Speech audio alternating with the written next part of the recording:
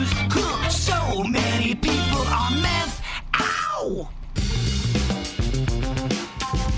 Still don't have a cause of death on this Dan Rivera, the 54-year-old that has been the caretaker of the possessed demon doll Annabelle. They haven't said what exactly the cause of death was. He was in Gettysburg, Pennsylvania, taking this doll on a tour, and they found him dead in his room. And that's the thing about this Annabelle, is she apparently has caused other demises of people, a motorcycle accident for one person. That's at least what they claim, that these people interacted with the doll. It's almost like the Robert the Doll thing, where you've got these, but you have no proof. That, right, but it's still weird. Yeah, there's... And he had little doll hand marks on his neck. Did he? I didn't get that part of the story. I might have just made that up. Okay. Well, it's part of it, but... Yeah, they are playing some clips, and this is one of those things. It's just added to the legend of the Annabelle story. Here actually is Dan Rivera, because he's done a lot of specials and been on TV about this. Not no more. Yeah, he's done. He was the guy, I guess. It was kind of like the main caretaker of this doll. He was. Yeah. Here he is talking about Annabelle. I built this case to represent Ed's original case. But I added a couple extra things for our protection as well your protection when you come to the Paracon to view Annabelle. So on the top, you see a crucifix on the top, and on the side, each side, there's one. So that represents the Trinity, the Father, Son, and the Holy Spirit. The stain that I used on this case is infused with holy oil and holy water. And then you have a St. Michael plaque on each side of the case. And behind Annabelle, behind the felt, inscribed into the walls is the Lord's Prayer and the St. Michael prayer. So all this helped contain the evil within Annabelle in this case. Okay, well, debatably that may not have worked. I'd love the Annabelle in my house. The score is Annabelle 4, everybody else nothing. Yeah, the thing's catching up with Brightline. Who is going to take on Annabelle now? I'd leave that doll right in the hotel room where she murdered that dude. I'm not touching that doll with a 10-foot pole. Nope. Robert the doll is the only one that can take her down. That'd actually be a good movie. Annabelle versus Robert. Ooh. Yeah. Well, we got some other disturbing things in the whacked out news here today. None may be more disturbing than 66-year-old George Calavas, who was caught by police with his pants down in a shed at a Lowe's in Slidell, Louisiana. He was in the home improvement store, tugging it in the shed because he thought nobody was going to find him in there. Yeah, perfect place. Getting wood by the wood. I feel like this isn't the only dude that's done this before. I feel like, now every time I walk past a shed at Home Depot or Lowe's, I'm going to think about that. What creepy old guy is in there tugging it? Whether a shed is indoor or outdoor, they just make you feel uneasy. They walked in, his pants are around his ankles. He's got his phone in one hand watching a video and something else in the other hand. Oh my gosh. Wow. I mean, he is just going for it. Yeah, he was. What made him at that point say, I got to get it done now? I don't know, dude. Maybe he likes the thrill of being caught. I think a lot of that's what happens. I think the thrill of being caught is something that does go on. Okay. Well, in Thailand, police have arrested a woman for allegedly engaging in sexual relationships with multiple Buddhist monks. Oh, I saw this. And then she started extorting money from them to conceal the affairs. Oh, no. Apparently, the Buddhist circles there in Thailand are shocked. Well, the guys that were hitting her weren't. They say 9 abbots and senior monks have been expelled from the monkhood. 9? Yep. She was doing 9 different guys on one team? Well, that's who, at least, it may not be that she was with that many, but it was people they said, look, this guy was your responsibility and you failed miserably. Get out of here. Yeah, I'm not sure it was all 9 at the same. I think it was going on just for like different monks. Mm-hmm. How many monks did she dunk?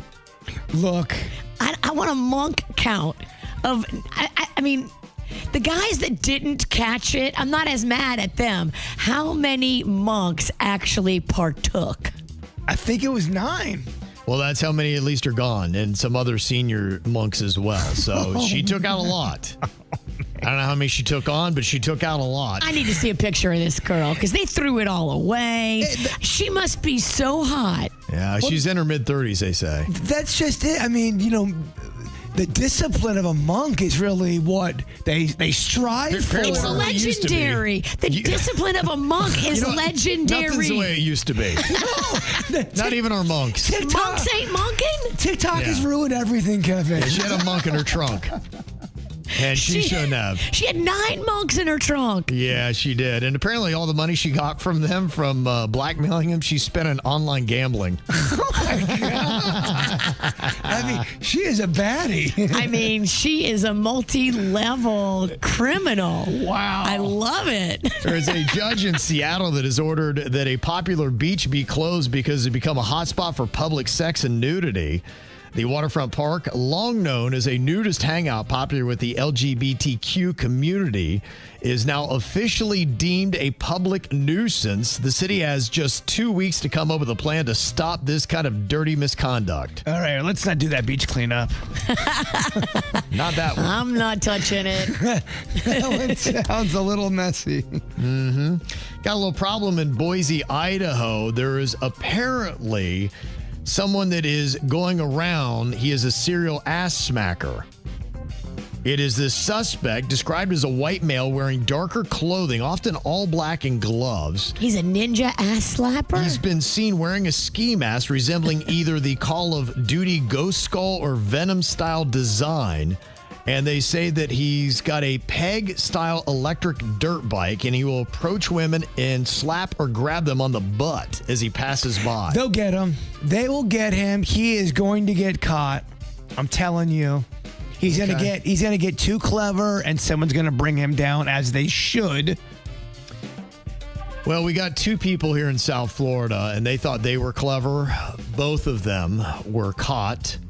One was Clinton Kiley, who was driving recklessly while drunk, but he had a plan. Pull over quickly, jump in the passenger seat, and act like you're asleep. He played possum? Played possum. And who was driving the car? Invisible Man. But what's the cop going to think? Just say the Invisible Man. And here's the crazy thing, because they kept knocking on the window and he was so deep in slumber and didn't wake up, they added on resisting arrest to his DUI charge. They can do that with, resisting without violence. If they give you a lawful command and you don't get out of your car, and it's like the 7th time they told you. But he was sleeping. Yeah. Watching him wake up on the body cam footage is amazing. He did that kind of like when a little kid wakes up, or they do on a cartoon, and you hold and you stretch and you yawn and you're like, oh, I had the best sleep ever.